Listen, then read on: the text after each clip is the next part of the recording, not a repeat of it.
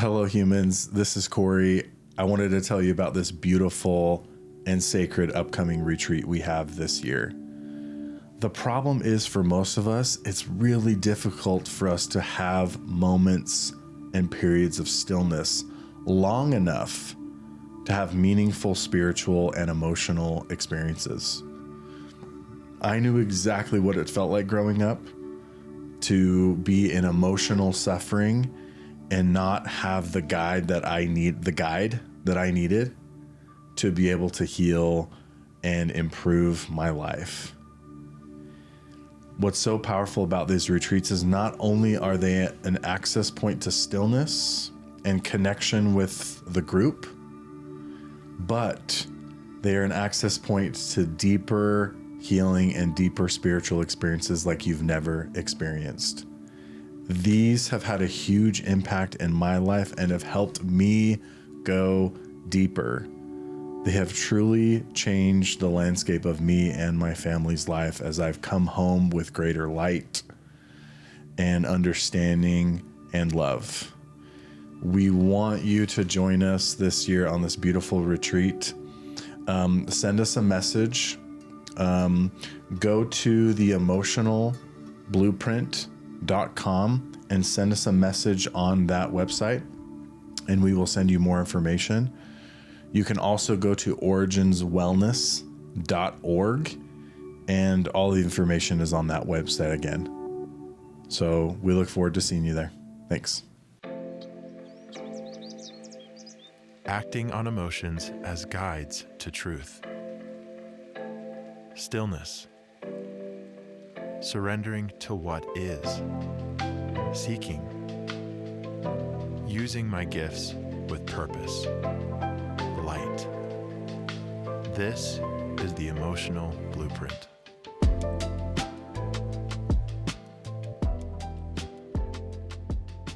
What benefit comes into somebody's life when they go from single to having their own family? Yeah, like what's kind of the growth that can happen for someone from going from single, I'm alone, to having a family? In my head, because I'm not married and I don't have kids and stuff, like it's a huge change. In my head, it's like it would change everything in my life to not just having kids, but like being married and having a status difference and I don't know, like a more spiritual connection, something that feels longer lasting. Like there's so many things about marriage that I want that I'm like also nervous about because it seems like a really big change. I remember when I was single, I was really happy. I was content. I was pretty happy. I was very happy. And it all goes downhill from there. No, I was really It's happy. the happiest I've ever been in my whole life. I just remember being so content and happy. And then I go through this transition of getting married and still happy and moments of contentment for sure. It's always challenging going through that adjustment. But I think the greatest growth and benefit that can come from making this transition is you feel a added responsibility. I remember feeling this added responsibility, not right away. You almost have to find it. Where it's like, I remember this feeling. This didn't happen for years for me, to be honest. I wish it would have happened sooner, but it's fine. It went the way it was supposed to. But when I got married and I had a couple kids, it just hit me like, I am not going to let these people down, no matter what. And this pressure, if you're not ready for it, you should feel pressure. I don't know if pressure is the right way to say it, but you should feel this added duty and responsibility. And if you're not ready for it, you crumble. But if you are, it enhances your commitment to live an inspiring life. So, because it's so interesting when we're single, it's really we have a limited amount of motivation to stay consistent and to stay dialed in and to stay spiritually connected and all those things. Like if that slips a little bit, it's like, oh, it only affects me. Yeah, the Like, repercussions don't really matter as much yeah, when there's not other people. it definitely still matters, but you're right. It doesn't, like when people are relying on you Mm-hmm. and you know, and that is a huge benefit if you are ready. Yeah. But that has held deep meaning for me of just like, I'm not going to let my girls down. And now I have a son. I'm not going to let them down no matter what. And so that's a huge gift for me. It just keeps you way, more dialed in. Yeah. Steadier, probably. Mm-hmm. You can't really afford to veer off for too long, right? I don't imagine Yeah. you could do that for very long when you got kids and a No. wife. And you said it's something that you have to find. How do you find it? What does finding it look like? Yeah, I had a question about that too, Corey. Cool. Or like, what do you mean by finding it? I guess that's a 2-part question. I think finding it means having eyes to see the importance of your role in that unit, in that community. Mm-hmm. It's like, wow, like I see my daughter struggle and I can actually have a pretty immediate impact on helping her feel better about herself. Or my wife is struggling, or my friend is struggling. And I can actually like make a pretty big difference if I am a rock. I think it takes some time to find it. I don't think you can find it right away because you can't see. You almost need to see and be aware of what's it like, what's the vibe like when I am connected and supportive versus, kind of checked out or Yeah. passive. Mm-hmm.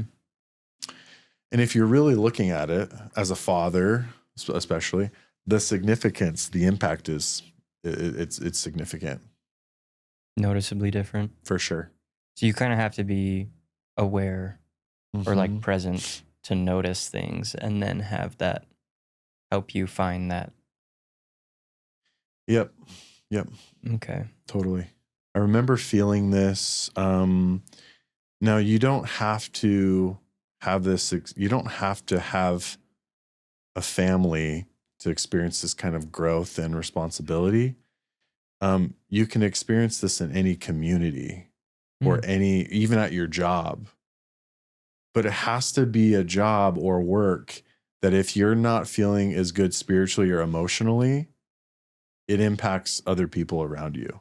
Yeah. When we're not feeling that great emotionally or spiritually, guess what? It always impacts people around us. It's just harder to see it. Right. And so I've been a therapist for a little bit. And before I got married, I was a therapist. And I remember feeling this responsibility like, hey, like if I just am like morally not living my life the way that I know I should, then it's going to have a deep impact on people are still paying money to come and see me. And I'm just not going to be able to show up the same way. Or if I'm so anxious out of my mind and, obviously that's going to really impact my job and like, whatever. So people that are seeking emotional and spiritual connections in their relationships, it kind of automatically brings in this responsibility to it. And that's good if you're ready. Okay. I like that. The condition. Yeah. If you're ready, responsibilities are really good. Yeah. Yeah. I totally get that. Yeah. I'm just thinking, likening it to whatever I can in my own life because I'm not there yet. And I'm just thinking like the only time that I've really felt what I think you're talking about is like serving an LDS mission and having like a person that's your companion that's your responsibility. In some cases you're like their trainer or something, and you're like over them, and their safety and their knowledge over the area is fresh and they don't know anything, and that. But then also you have a responsibility in teaching people about the, Christianity and the gospel. And there's a lot of responsibility with coming to every lesson prepared and spiritually prepared as well. And I don't know, that's the only pressure that I can think of for myself off the top of my head, at least. I think this is like it's really cool what you're saying, man, because this is a deception that happens in people's minds a lot, which is the deception is, I don't want to take this next step because I don't want to let people down. Mm. And there's some validity to that. And so it's probably going to be helpful for us to talk about like what you can do to be more ready to take on Totally. more emotional or spiritual responsibility, or, community and things like that. But there's a lot of people that definitely are ready, I've noticed, to put themselves out there more and find more relationships and find more friendships and whatever, and to connect deeper with people. And friendships is a great place to start because there's not as much responsibility in friendships. It's like, hey, I'll give what I can when I can, is the universal truth about friendships. Yeah. They're pretty non-committal to some degree, to a large degree actually. Mm-hmm. So that's great. Like if that's a great step for you, if you are, if you feel like you have something to give, but you're a little afraid to do that, friendships is really the entry. Lower commitment. Yeah. And some people are afraid of, that's a deception I've seen happen for some people. It's like, well, I don't want to let people down, or I don't want to. So friendships, that's perfect. Start small. Yeah, friendships is great.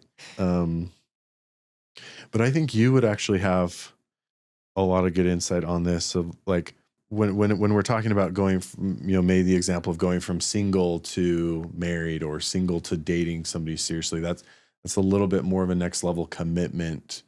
How does someone know if they are ready? I'm going off of what I think about it, and I think that my source of knowing things comes from prayer, and preparation. Those two things combined help me to know whether or not I'm ready. And sometimes the answer doesn't come when you want it to, or in the full answer. So what I'm doing right now is focusing on the preparedness part of it, where I'm trying to get my finances in order. I'm trying to build a routine. I'm trying to have a strong foundation so that when I do have kids, it won't be a me show all the time, that I'll have myself taken care of and I'll be able to be present for my kids and things and see what's going on and be there for those responsibilities and everything. So I think that like getting myself and my own house in order before I build a new house is probably the best thing to do to get prepared. The other thing is just like somewhere inside of me is still that like scared kid who's waiting for the nod from their parents. Like, that like, you're good, you can do that. Like, and somewhere I'm still like looking back, like kind of checking, like, am I okay to take this step? And I think that that comes from God at this point for me. So you getting that nod from your spiritual parents. Yeah. And I'm waiting for that to come. Right now, I'm supposed to prepare myself, and that's what I'm doing. So cool. I think it's a combination of ask the right people and prepare yourself. I think this is a good question for people who are dating or wanting to date. Like, how do I know if I'm ready to date? How do I know if I'm ready for more commitment or more responsibility? These all tie in together, I think. And I love what you said, the importance of making sure my own house is in order before I try to build another house. Yeah. So again, you're a great example of this. Right now, generally speaking, you are ready for more commitment and responsibility. Generally speaking. Generally speaking. Yeah. 2 years ago, though, Mm-mm. for you at least, you weren't. And so talk about a little bit of some of the changes that were really instrumental for you to generally be ready for more responsibility and more commitment. Biggest one over the past 2 years is where do I stand morally? I had to make a decision on what kinds of people I spend time with, what kind of a person I'm going to be, output wise, like what I'm going to put out into the world. I had to make decisions on what I believe with God, and kind of just like understanding spirituality and how I'm myself, like how I work and how all that works together in the world and how it affects other people. And I just did a lot of like soul searching. I felt that building a foundation is supposed to be what I'm supposed to be doing, in order to be prepared. And so, what is a foundation? So I was like asking myself, like, okay, what's a foundation entail? And that's like my morals and my goals in life, what I want to be, who I want to be around, the type of life I envision for myself. I don't know, just the general stuff. You start small. And I think I've been really working on like living according to what I'm trying to believe about myself. That's awesome, man. I think let's dive into this specific question more. This question feels important. Of how do I know if I'm ready to start dating? How do I know if I'm ready to have a successful relationship? I love what you were saying. It's all about making sure your foundation is solid. Okay, what does that mean? What does the foundation entail? Well, you need to make sure that your emotional foundation and your emotional resiliency is good. That's one thing that we should talk more about. The second part of the foundation, specifically when it comes to dating, is you need to know what you want and what's important for you. Mm-hmm. Do you know how many people go into dating and they have no idea what they want and they just leave a blood trail of pain? And it just happens so much. It's why dating is such a nightmare for so many people, because 82% of people that are dating have no idea what they think. They know what they want. Mm-hmm. I want a girl with nice legs, or whatever. Something makes me laugh or something, which that one's way more legit. Yeah, that one's good. Yeah, you're right. So emotional resiliency. Mm-hmm. You have to know what you want, and then you have to be the right person. And so we should talk about those three things. So let's talk about emotional resiliency. You don't have to be perfect at these things. It's not like, there's these but you definitely have to be strongly on the path, or feeling like it's only going to get better from here type of thing. Totally. So what kind of emotional foundation does somebody need to be ready to date? I don't know the textbook answer to be for ready this. to date successfully or in a healthy way. Yeah. I think I've done an okay job at this. And so what I did. I know you have. So what I did is first I cleared out the mud from my pool, right? There's the pool with the ventilation for filtering the water and all the crap that gets in your pool. Mine had a bunch of mud caked on it, and that's what I use as an analogy for my trauma in my life. So I did a little bit of digging so that I could filter correctly. And then I did daily practices to be present, to find out when my emotions reach heights that I don't want and when they reach lows that I don't want, how to balance those things on a daily basis so I can be, like you said, on an even keel, so I can just start on an even playing field in the dating game. You can't be at a loss before you get started. Otherwise, you won't be able to receive or give as much as you could. And that's a problem, 100%. Kind of a clear question you can ask yourself if you know you're emotionally ready to date in a healthy way is, how much emotional balance do I have being single and living my own life? Yeah. Like, am I getting hit with these emotional storms and then it's taken me days to recover, or I'm suffering in this for hours? If that's the case, that's okay. But you need to take time to follow the emotional blueprint, which is, I'm aware of what I'm feeling. I recognize it. A negative emotion is my body telling me that I need something. And I take time to listen and to act Mm-hmm. on what it's telling me. If I'm feeling a lot of frustration and irritation in my life, that's from the emotional blueprint and the emotional guide, that's my body telling me that I need to have better balance. And specifically, I might be resisting things. I might be putting too much energy in certain areas. So just starting to look at that, you're doing yourself a huge disservice if you're single and you're not taking time at least once a week to ask yourself, what can I work on to be a better person? What are my emotions telling me? What is God telling me? If you're not taking time to listen to that and have some practical application come from that and then acting on that, you're not ready.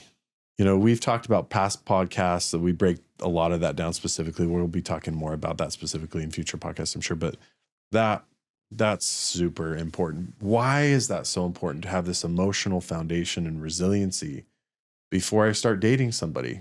I mean, these aren't, I don't know if these are the most important things, but they're like, if you were to like have a really poor experience in a dating, or like in a relationship, and it caused certain ways of thinking or maybe like soft spots on you, if those carry on to the next relationship, that other person could push on your little triggers without even knowing it, and it could cause issues in your relationship that they didn't deserve to have, and you had total responsibility over. And I'm just speaking from experience. That's something that I think can really get in the way sometimes in relationships, is and why you need to do that balancing before you jump into another relationship, so that you can be prepared and kind of like start like with a clean slate with the person that you're going to go date.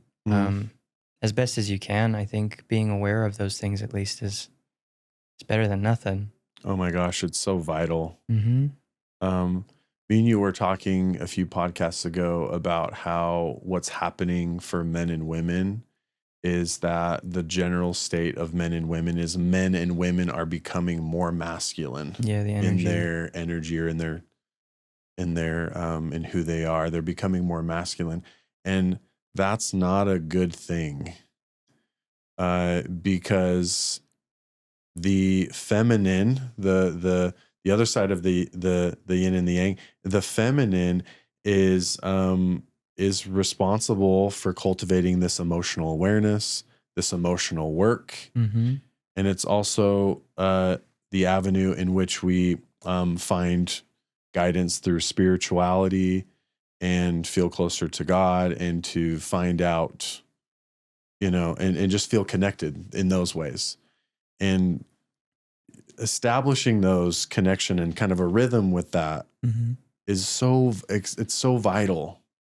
Yeah. What would happen in the dating world if more people were more focused on their individual emotional work, genuinely wanting to work on themselves emotionally, and are also trying to spiritually stay connected? And are you kidding me? This dating would be like, oh my gosh. But the over masculinity of men and women now that's promoting vanity.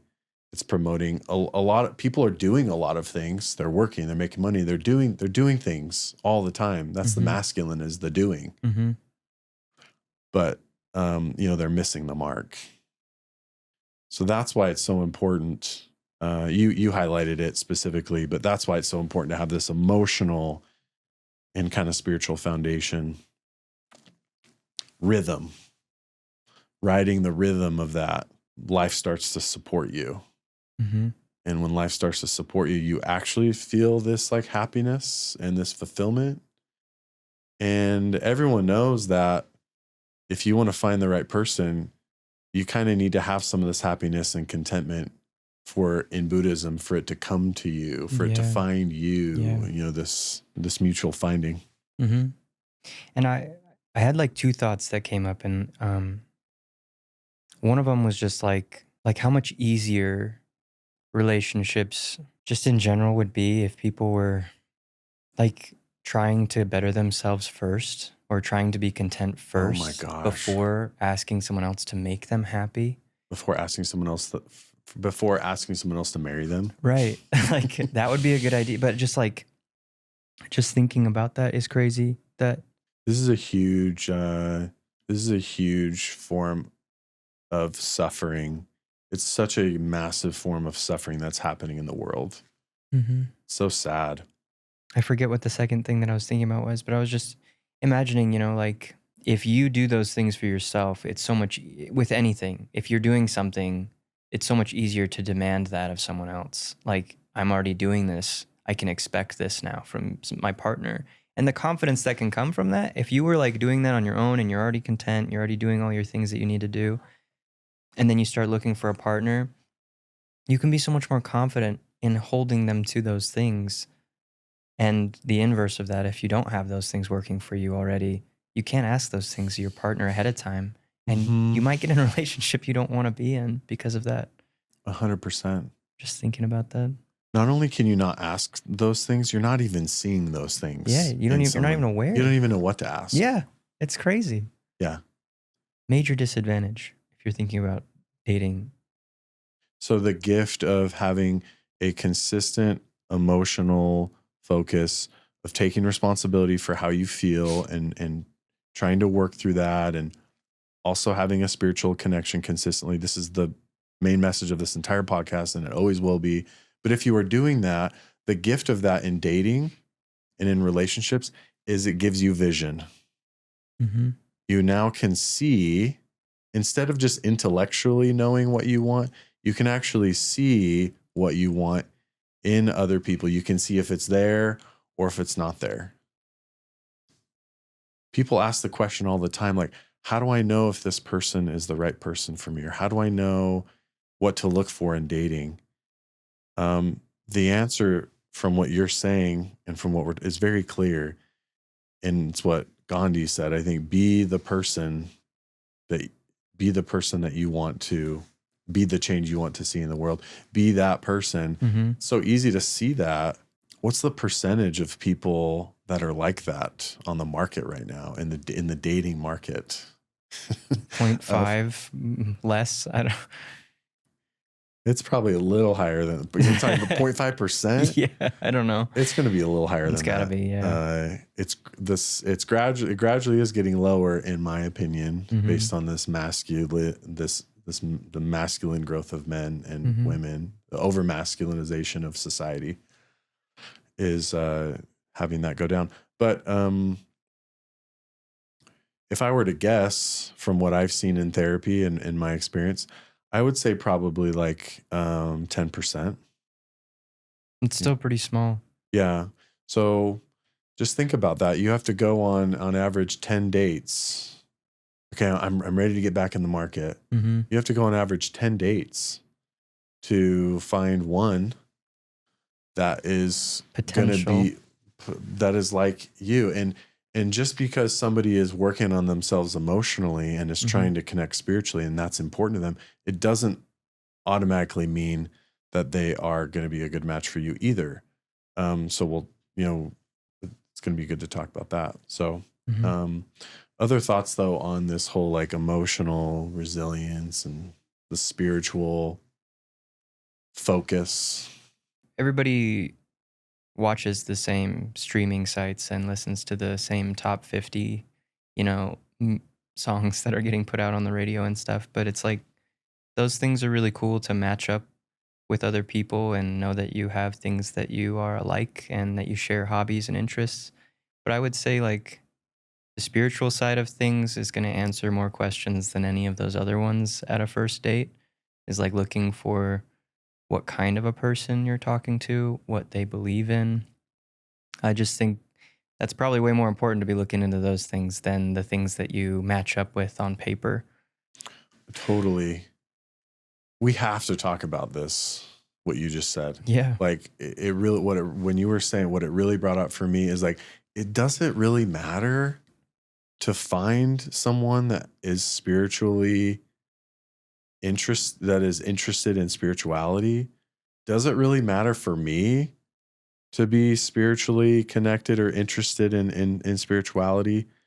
Um, let's talk about why that is perhaps critical Mm-hmm. if you want an awesome, healthy relationship.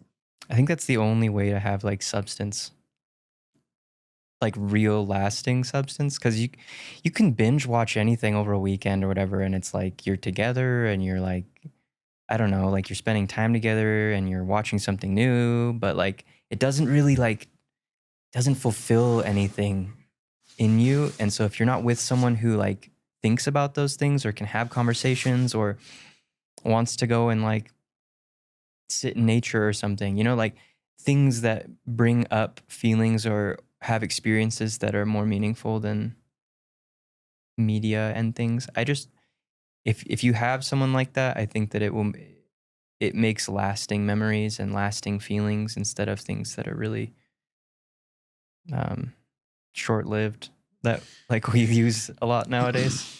Yeah, so you're saying having a partner that is interested in spirituality or connected that way, and you also are like that, it brings a certain depth Mm-hmm. to the connection that you can't find otherwise. Absolutely not. Okay, cool. We don't want to put this in too much of a box, but let's get rid of this abstract spirituality thing for a second and just talk a little bit specifically about what that actually is. Yeah, good idea.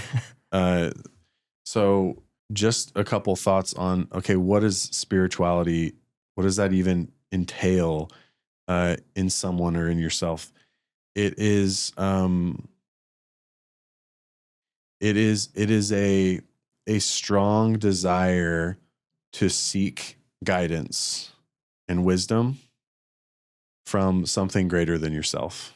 It is a recognition that I am a student of life and that I don't have all the answers. There's more to it than that, but let's talk about those two things for a second. The first thing I mentioned is a interest and a sincere desire to connect with something greater than yourself. Mm-hmm.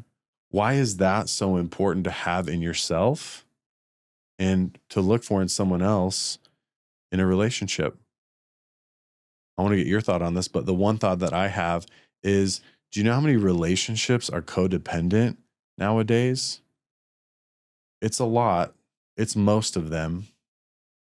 What does that mean? It means someone else is reliant. So if you have a codependent partner or in one, your partner is reliant on you for the balance and happiness in their life. Mm-hmm.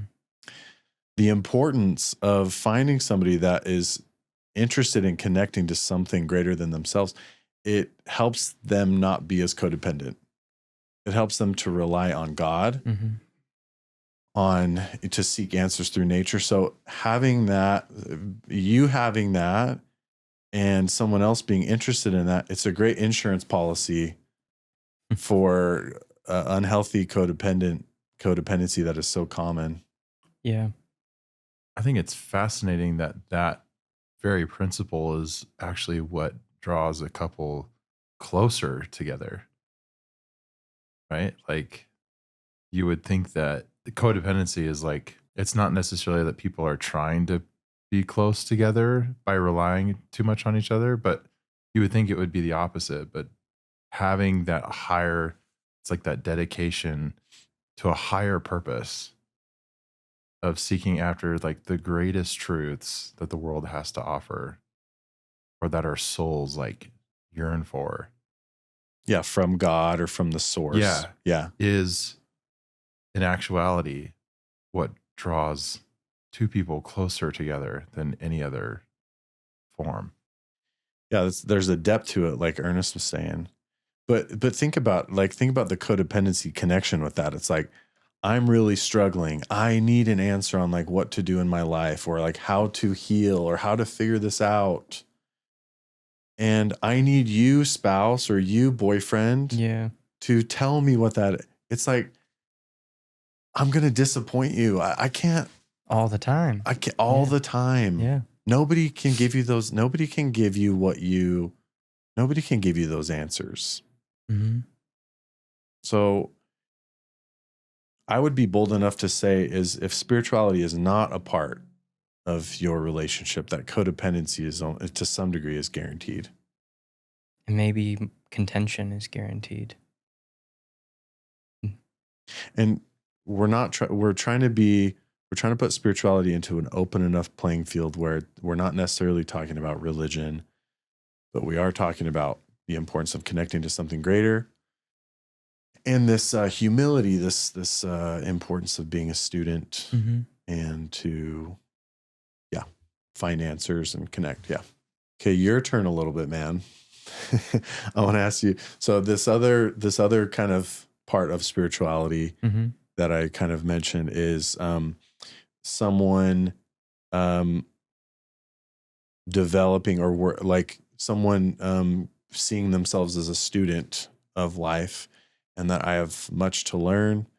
And this is a core element. This is probably the most core element of what it means to be a spiritual human being, is this recognition of I am a student, Mm-hmm. and I do need to learn from others and from God and from nature. And that's what that's what it means to be a spiritual person. So why is that so critical to try to embody? The humility aspect? Sure, we can call that all basically that's in one word, that's called humility. Why is that humility, that element of spirituality, why is that so critical to have in yourself and look for in someone else? I think there's multiple reasons, but I mean, how far do you want your arguments to go when they come up? Like how bad do you want things to get? Do you want someone who's willing to stop and listen to your side and vice versa? Do you want to be the person that can do that and them notice you do that for them? Like you kind of need humility in every relationship, or else you'll have a lot more issues than you want. I think. Totally. And these two elements of spirituality are very connected: the humility aspect and the seeking desire, the seeking to connect with something greater than yourself. Mm-hmm. Because if you're not seeking to connect with something greater than yourself, then you can easily get caught up in your own successes with figuring things out and believing that it's you and Yeah. you've figured it out, basically. And how well does it work if you're in a relationship and and your partner thinks they have it all figured out, or you feel like you have it figured out? Resentment. Later. Yeah. Bad news. They call this the 4 horsemen of the apocalypse in relationships. This attitude spells the end of days of your relationship. It's kind of dark. It is dark. It's true, though. Mm-hmm. Okay. So in actuality, why is it so important to have humility in a relationship? Why is it so important to be a student in a relationship before you get into a relationship to develop that? Because the greatest predictor of divorce, by a long shot, is if you and your partner have humility or are interested in developing that. Period. If you or your partner are interested in developing that, relationships work out. If you or your partner don't have that, they don't. It really is that simple. That is the greatest. There's a lot of research to back this up too, instead of me just saying it for those that don't know. Mm-hmm. One of the leaders in this research, his name is John Gottman. He would observe a couple for 5 minutes. Yeah.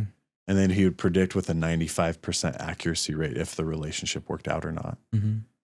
And he talks about a lot of stuff in his books, but the main thing that it boils down to is how willing is my partner and me, how willing are we to take responsibility for our own issues and weaknesses? Yeah. In other words, humility. I'm a student. I don't have things all figured out. And I am reliant, I am dependent on God. I'm dependent on something greater than me to learn. Mm-hmm. Because I don't know. And that also cultivates a willingness to learn from our partner. That when they're giving us feedback, anyone that's been in any relationship, it's so important. Obviously, listen to that feedback, and we want our partner to listen to our feedback we have for them too.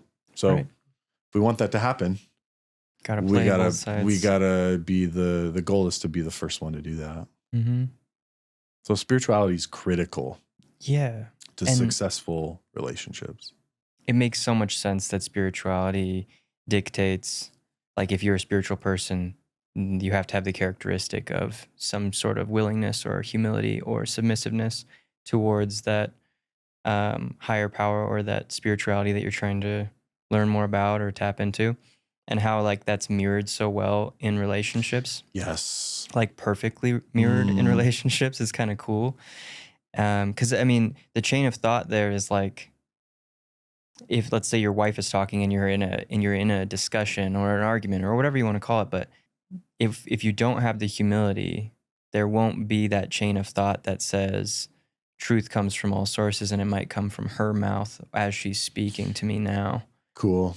But if you don't have that there, it could just be a contentious, like logical argument that just builds and builds until you have to leave the room or whatever. And it's just like it's a really powerful tool in relationships to think and feel that way about your partner.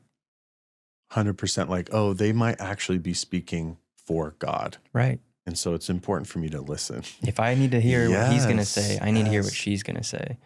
That's powerful. Another characteristic we could add to what does it mean to be spiritual and what does it mean to look for somebody that's spiritually inclined is openness. Openness, humility, someone that's student mindset. I think that's a great way to describe humility. Student mindset. And this is what I was going to share.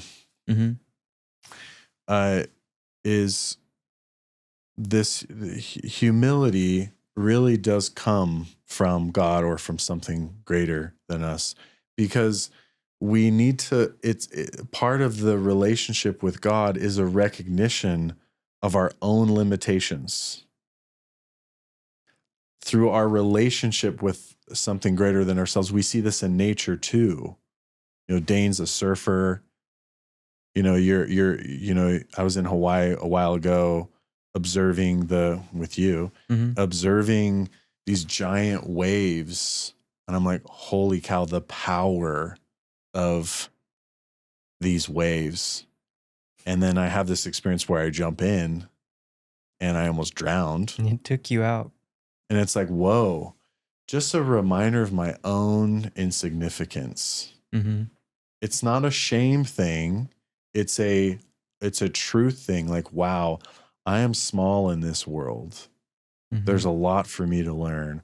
I am small when it comes to this mighty source of wisdom and power and truth and light. And like, I'm not the expert. I'm not the, so the whole purpose of spirituality is to help you to cultivate that so that you can have better relationships. 100%. Yeah. It's all meant to work together. Well, thanks for bringing some of that together, man. That was cool. It's a cool thing to talk about. Okay, so maybe going back to the question of how else do I know? Like, how do I know if I'm ready to date? We're talking about an emotional and spiritual foundation. What were the other things? Knowing what you want. Knowing what you want. Yeah. What was the other thing we mentioned? So it was emotional balance. Knowing what you want. I just love the way you said it and what we've been talking about. If you're practicing some of these emotional and spiritual development, if you're focused on that as an individual, that gives you vision. You basically kind of intuitively know what you should be looking for. So the first thing is making sure you find someone that's spiritually aligned with where you're at and what you want. That's important. This is less important. It seems to be more important for guys than it is for women, but finding somebody that you're attracted to. That gets a lot of, I think sometimes obviously too much focus, but then sometimes I see people not put enough focus on that. It's definitely the least important out of all of what we're talking about, but it still is important. Mm-hmm. And I think what I want to ask you is, how can somebody tell if they're taking that a little bit too far? The whole physical attraction. How do they tell? Like, how can I tell if I'm putting too much emphasis on physical attraction? We talking first date scenario kind of a thing? I think we're talking any scenario. Dang. But That's a tough we're on one. the topic of dating, so I don't sure. know. I don't know. Like the content of your conversations might be different. It might be more surface level. So I've seen this a lot with guys that I've worked with in therapy, and it's less, like I said, it's less common with women. Although women are becoming more masculine, so they're caring more about physical attraction in men. So how can I tell if I'm putting too much emphasis on physical attraction? If that's maybe too high, if that's like maybe my number one, like when it probably should be 2, 3, 4, 5, I don't know, whatever that is. One of the ways we can tell if we're putting too much emphasis on physical attraction is if we have very specific requirements. Oh, like a checklist of Like I need like. someone that's like really tan with blue eyes and long brown hair. It's like, okay, obviously those are preferences you have, but to have that be a rule is probably not the best. I'll say this, it's like when you just objectively, it is important when you first meet someone or like you should have some attraction. There should be some physical attraction there. Now, what about this myth, or it's not a myth, there's some truth to it, of, well, they'll become more attractive the more I get to know them. Like physically? Yeah. That's only true if you're initially physically attracted to them. Yeah, it has to start from somewhere, right? Okay, so and I might be too bold on that, and it does whatever. But that's what I've noticed. So make sure there's some initial attraction, but if that's the only thing that you're interested in, the other way you can tell if it's too much of emphasis is that's like the only thing you care about. If that's the only thing that you care about, then what does that mean about you? It means that you are shallow. Sorry. It means that you actually don't have a legit emotional and spiritual connection yourself. You need to stop dating. I'm going to encourage you to stop dating, please, so you don't muddy the water of that's already so dirty, and start to date you. I hate that cliche saying date yourself, but yeah, do that. Like start to like do what we've talked about. And then you can have physical attraction be mixed in with these other way more important things. You don't want to marry someone that is just interested in physical attraction. If you don't want to find someone like that. Why? Okay, the sex may be great. That sounds really awesome, and have fantasies about that. That's and some women do as well. Awesome. What percentage of that is that of your relationship? Okay, let's say you have sex every day. Still. That's 15 minutes, 30 minutes, maybe. I don't know. Of your Figure yourself, dude. your day. That's what? nothing. Oh my gosh. Like, okay, can you imagine like going on a trip with this person and having a full week with them? A road trip. You can't have sex by the way, research shows the sexual gratification fades, or the hit of I wouldn't say the gratification fades. That's like a 2-hour window. No, the pleasure though is consistent, but the amount of fulfillment, I guess we should say, that you get from that fades after 6 months or a year after being in a committed relationship. That's the truth. When that fades, what kind of substance is there? Yeah. And this is the sad part. People that are overly interested in vanity or sex or physical attraction, the masculinity side of it, that's why they burn through relationships in 6 months. The hit of the sexual gratification fades. You're not even a human being. It's animalistic at that point. And so, dude, you leave a lot of emotional bloodshed in your trail, and it's not the way to go. I promise. It's kind of sad. And that is what That's what's happening a lot. Yeah, Mm-hmm. for sure. Well, any other thoughts on dating? I think it was cool to talk about that. I think so too. I think majority of people deep down know that like they have to be a prize to be treated like a prize, or you have to work on yourself a little bit before you expect to win a fantastic person in your life. I think that it's healthy to think of it like that. Like you have to earn the person you want to be with forever, and that takes work. Just like if you wanted to be able to lift something heavy, you got to go and lift weights to build up to that weight.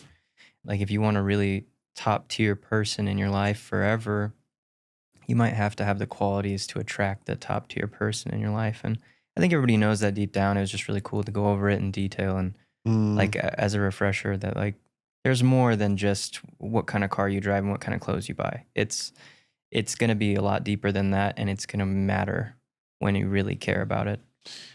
100%, man. 100%. I think the thing that I want to say that came up too as you were talking is that I know people like this, and I see this. I don't actually see it as much in therapy, but there's a lot of people that actually, they know that doing the emotional work and spiritual focus is important, and they think they're doing it, and they're not. They actually deep down believe that they are doing significant emotional and work and spiritually feeling and spiritually connect, and they're not. They're just not. And so it's this great deception. I think social media doesn't help. I'm doing all this emotional work. I follow these quotes and I repost them, and it's like, be the person you want to see. And I know a couple people like this intimately that do this, and I want to I've had to stop. These are like old friends of mine, and dude, there's nothing. It's sad. It's cringe, and it's sad. How can I tell if I'm really doing the work? Am I taking time to really be still and stillness and seeking, feeling? It's the experience. Are you having that's intellectualizing emotional work, and that's intellectualizing spiritual connection. Yeah. That's not actually real. If you're having the experiences of it. Okay. So what does that look like? Well, it actually means facing difficult emotions and trying to find the practical application. It's what we were talking about earlier. This is what I'm feeling, and this is what it means, and this is what I'm going to do. You'll just have these hits that you know that you're changing, and you will feel this fulfillment from it. There's just a lot of deception out there with, I see this too with psychedelics. And I'm totally open to all that stuff, by the way. But I do see this with psychedelics where people have this experience. So it's not just about the experience. It's about following it up with the application and the integration of it. And that is just not as common. So you're saying they're having these experiences and saying I'm changed, but there's no follow up to incorporate that change into their life. Yeah. What does it mean to change? It means I'm having an experience that's meaningful, and then from that comes application, things that I actually need to do consistently to change how I feel and to change my behavior. I believe for people like just on the psychedelic topic or the spirituality and receiving revelation and from God and those topics, people, revelation is hollow unless it's backed up with practical application. If you're legit yourself, listener, and you're having spiritual experiences and you are then following that up with application, detect these like frauds. And you can do that again. you're living that way in your own life, that's the greatest gift of vision, to see the frauds out there that are that are hypocrites. There's nothing that people despise more, and God, and when Jesus was living, there's nothing that he was more outspoken about than hypocrites. I wouldn't be as strong to say the word hate, but they're just not down with hypocrites, and we shouldn't be either. Mm-hmm. And yeah, I think that's the final message. Yeah. So I just have I just have a strong feeling about that myself, because I've had experiences. I'll share one experience. I hired an employee a while ago who she was great. And I remember being so excited about hiring her. And as time went on, I started to notice these, like, she would like scream at me. We'd go out and have like we do like our supervision, or sometimes we'd go grab lunch and just kind of catch up before. And there'd be this moment she would like yell at me in front of like people at restaurants, like, and just so manipulative. And I saw all things, but like anyone's experienced, and I was in a really healthy place in my life. Mm-hmm. And there was a glaring weakness for me in this experience that I'll share. But I was in a really healthy place in my life, and it's so hard to see it fully when you're in it. Kind of like this saying, like, you can't see it when you're in it. Yeah. Okay, so it's gonna apply to people that are in difficult relationships. The best way to discern, side note, the best way to discern if you're in a healthy relationship is if I approach this person with honesty and with kindness and give them feedback, how do they respond? Mm-hmm.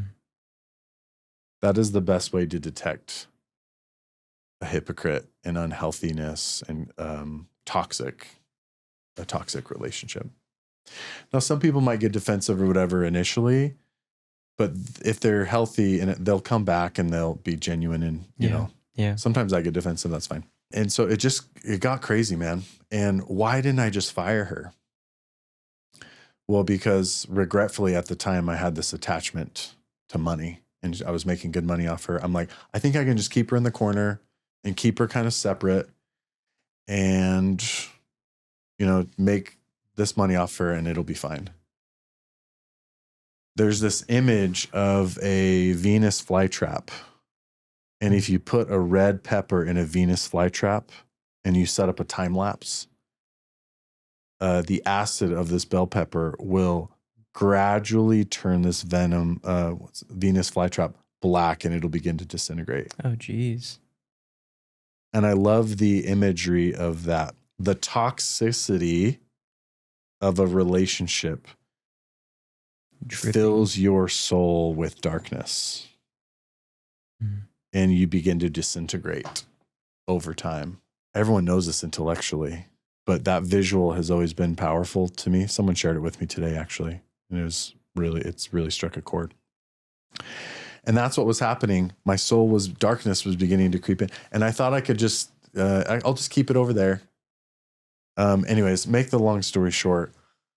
I basically had, hey, if I'm your boss, and if you yell at me like this one more time, this is it. Like, you're done. I'm going to give you one more chance. And then it happened, and then I'm glad I stuck to it. But the contrast of afterwards, of just the peace that I felt, I'm like, oh my gosh, I'm in the shower and I'm at peace. I'm not like feeling anxious and ruminating and feeling anxious about what could happen. And anyone that's been in that situation, it's like it's total suffering. I promise. I've experienced a very light version of this. It is not worth it. And listen to your friends. Yeah. They're seeing it.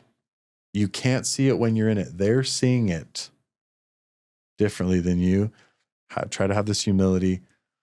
anyways, why do people not leave those relationships? Well, the same reason why I didn't, because I had an attachment. I'm attached. It wasn't to them, it was to what they had to offer, I think. Anyways, so Totally. I'm very grateful for that experience because it helped me to realize the attachment that I had.